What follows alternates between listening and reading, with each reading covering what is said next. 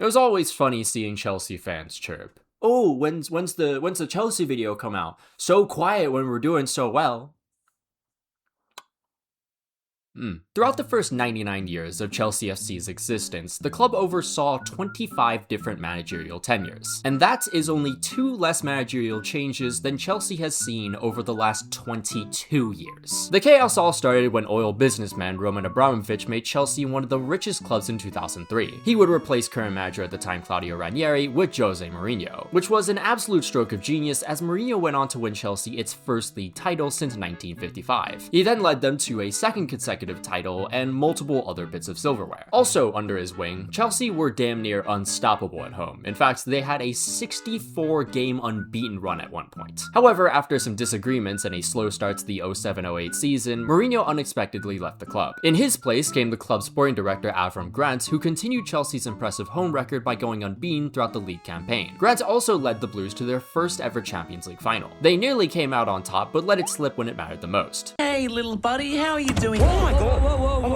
Whoa. Chelsea then terminated his contract after he refused an offer to return to his previous role with the club. The Blues then appointed Luis Felipe Scolari in the summer of 08, and he lasted until February 09. A caretaker in Ray Wilkins would come in for a week before Gus Hiddink was appointed as interim for the rest of the season. Hiddink only lost 1 game, was close to the Champions League final had Chelsea not been royally fucked over, and finished off his time with an FA Cup trophy. Carlo Ancelotti then took the helm for the 09-10 campaign, and in his first season he guided Chelsea to a domestic treble, winning the Community Shield, FA Cup, and Premier League. In the 2010-11 season, Ancelotti's Chelsea went trophyless, but still managed a second-place finish in the Premier League. However, the club didn't think that was enough for him to keep the job, and he was sacked immediately after the last game of the season. By the way, just in case you lost count, that was 5 managerial changes in the last 7 years. In June 2011, Chelsea appointed another Portuguese manager in Andre Villa-Boas. He recorded the worst win percentage since Ruud Gullit in 1998 and was sacked in March 2012 with the club outside the top 4. He was replaced by former Chelsea player Roberto Di Matteo, who hit the ground running immediately. Under his guidance, the Blues recovered a near-lost season, winning the FA Cup and then the Champions League for the first time in the club's history. Di Matteo was initially an interim, but this was more than enough for the club to continue with him,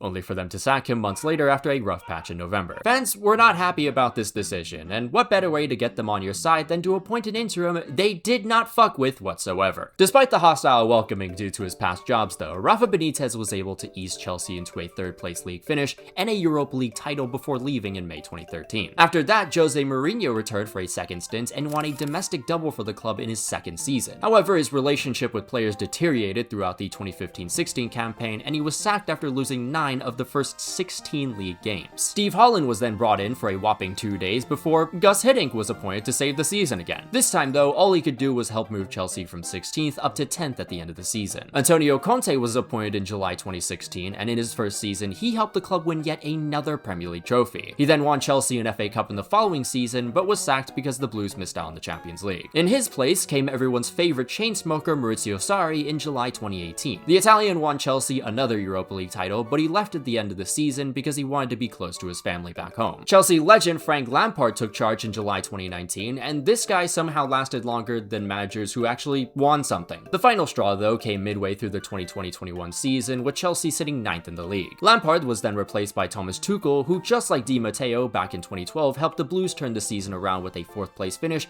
and their 2nd Champions League title. In the following season under Tuchel, Chelsea qualified for the Champions League with a 3rd-place finish. And this was all despite owner Roman Abramovich having to sell the club midway through the season because he was actively funding Russia's invasion of Ukraine. Going into the 2022-23 season, Chelsea's new owner Todd Boehly was just as ambitious, but unlike his predecessor, he just kind of threw money at talented players without any actual plan. Thomas Tuchel was given very little time to adapt to these new signings, and he was sacked in September.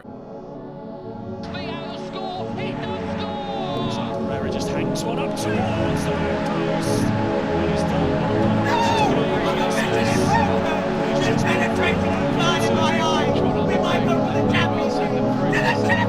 Bruno Sautor then took charge for a single game before Todd Boehly came up with the genius decision of bringing Frank Lampard back for the rest of the season. And this went as well as you would expect. For the 23-24 season, Chelsea appointed former Spurs manager Maurizio Pochettino. He wasn't great and lasted just a single season, with the club finishing outside the top 4. By the way, if you lost count again, that is now 20 managerial changes in 20 years. Now, for this next change, we have to go back to the 2015-16 Serie A season. Yes, that's right, I'm giving myself an excuse to talk about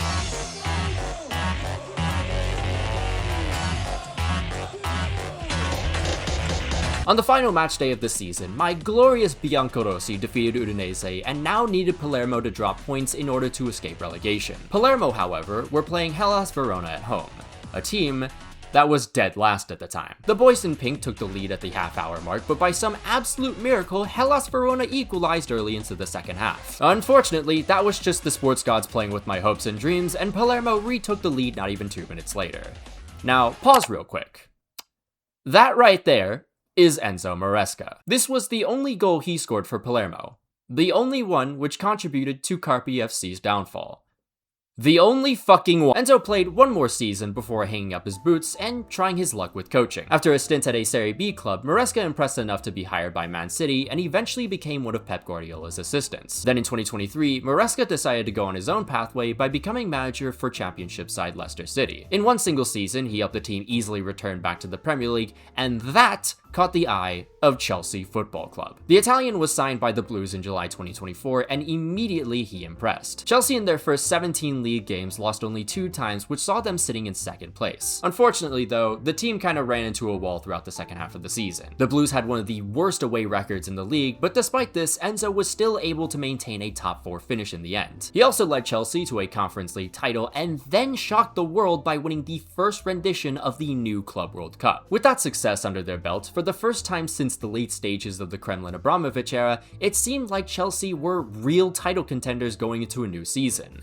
And then Levi Colwill tore his ACL. With their best defender out for the season, Maresca's men won just 2 of their first 6 league fixtures. Nevertheless, Chelsea continued to defy odds, and by the end of November, they were third, just 5 points from the top. But again, inconsistencies would plague this team. They'd fall out of the top 4 after only winning once throughout all of December, and then Enzo Maresca left the club. Well, that's a bit sudden, don't you think? I mean, only 6 months ago, he won the Club World Cup, and I mean, just a month ago, he literally won Manager of the Month.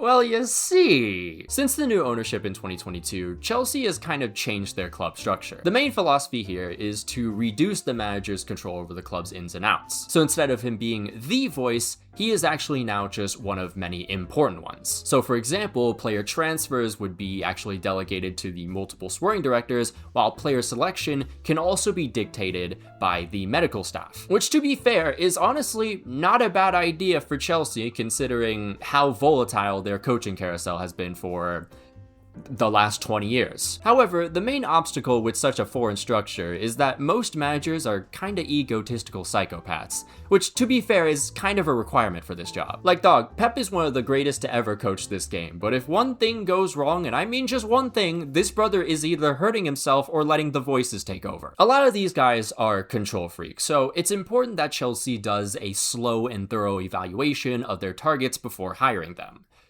which they didn't do. It really seems like the club just looked at how Maresca was a new and inexperienced coach and just kind of jumped to the thought that he would be controlled more. And that was an awful judgment. Maresca basically had beef with the medical team, who had more control over determining which players were available. There were constant back and forths about that, and also several different occasions when he had players returning from injury on the pitch way longer than what was actually advised by the medical department. Then there were the rumors in mid-December about the Italian potentially returning to City to replace Pep Guardiola. So for many within the club or the fan base itself, it never really felt like Maresca was a true Chelsea Blue to even begin with. On the other hand though, Maresca felt like he wasn't being supported enough by the club. When Chelsea's best defender Levi Colwill tore his ACL right before the beginning of the season, the manager wanted to buy a replacement center back, to which the club said, fuck that, here's Alejandro Garnacho. Which brings me to my next point. If you are wondering why Chelsea stopped being serial winners after the Roman Abramovich era, it's because the transfer policy under the new ownership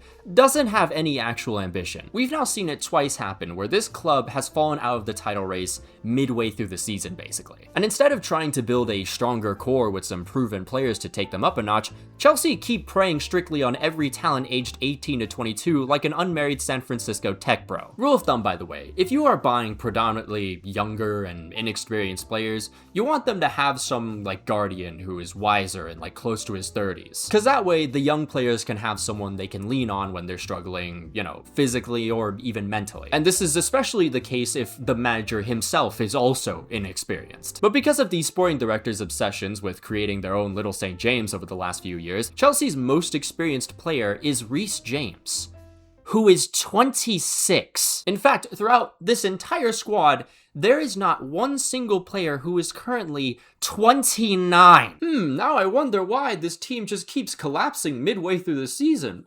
I couldn't possibly pinpoint this problem. This club's transfer policy is like a FIFA career mode player going onto FIFA, looking at a list of all the players that are 72 to 77 overall with 83 plus potential, and then just buying the lot. Which is funny because this is typically a method for when you're playing as a team that has, you know, like a limited budget. This is one of the richest clubs in the world we're talking about here. Sure, the club has managed to strike gold with Cole Palmer, Moises Caicedo, and probably Estevao at this point. But considering just how many talents have been bought and even sold just one season later, that is a success rate that probably rivals Shaq on free throws. Now going forward, Chelsea have appointed Strasbourg manager Liam Rossignol? I don't know, man. Rossignol.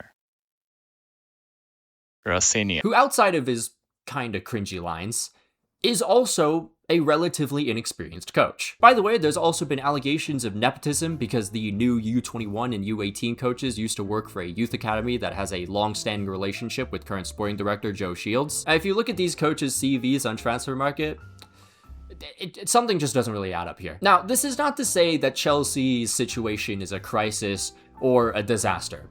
Far from it, actually. I just think if things stay the way they do right now, it's just going to be this never-ending purgatory of no actual true ambition. Say what you want about the Club World Cup, I'm not trying to take away from that, that's a very big success, but that is still very different from the other dynamics of the Premier League and the domestic cups even. Just like how performances in a World Cup don't necessarily reflect a player's ability, that tournament triumph doesn't entirely reflect Chelsea's direction going forward. But what do you guys think? Are Chelsea just playing the very, very long game? Should we trust the process more? Or does it really seem like this is going to be a never-ending purgatory?